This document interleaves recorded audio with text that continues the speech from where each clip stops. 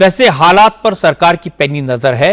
रक्षा मंत्री राजनाथ सिंह की अध्यक्षता में एम्पावर्ड ग्रुप ऑफ मिनिस्टर्स का गठन किया गया था।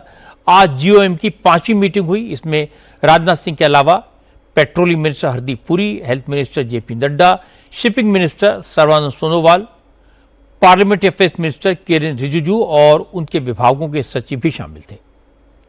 मीटिंग के बाद राजनाथ सिंह ने कहा कि प्रधानमंत्री मोदी ने जो अपील की है वो देश के लोगों को टेंशन में डालने के लिए नहीं, सावधान करने और सहयोग के लिए की गई है।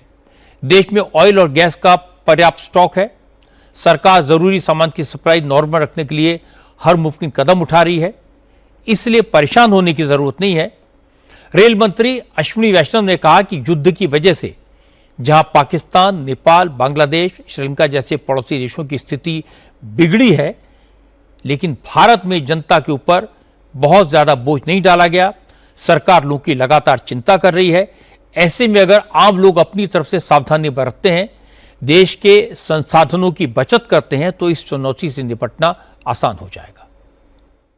For no fault of ours, for a war which is there between two different countries in our neighborhood, the entire world is getting affected by it.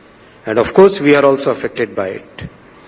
Because we have a large energy import infrastructure which has to be met through our foreign currency reserves. Despite this turbulence in the entire world, so far we have been able to manage it so well. We have seen many other countries, for example our neighbors, where the petrol and diesel prices have shot hugely. There are other many countries where emergency has been proclaimed, energy emergency has been proclaimed. We have seen in other countries where the prices have gone up significantly. But we have been able to maintain it so far because of the very well thought through policies that our government and our Prime Minister have executed so far. But since the war is now still going on, and yesterday's developments we all know that truce is still far away, looking kind of difficult.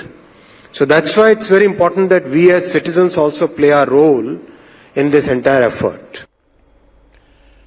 Ashwini वैष्णव ने जो कहा उसे मैं आपको हिंदी में बता देता हूं। वो कह रहे थे कि पहले यूक्रेन वॉर और अब ईरान अमेरिका की जंग की वजह से फर्टिलाइजर, क्रूड, एलपीजी और सीएनजी जैसी चीज़ों के दाम बहुत बढ़ गए हैं। फिर भी पड़ोसी देशों के मुकाबले भारत में आम लोगों के लिए पेट्रोल डीजल के दाम नहीं बढ़ाए गए हैं। लेकिन अब जनता को भी अपनी तरफ से छोटे छोटे स्टेप लेकर सरकार की मदद करनी चाहिए।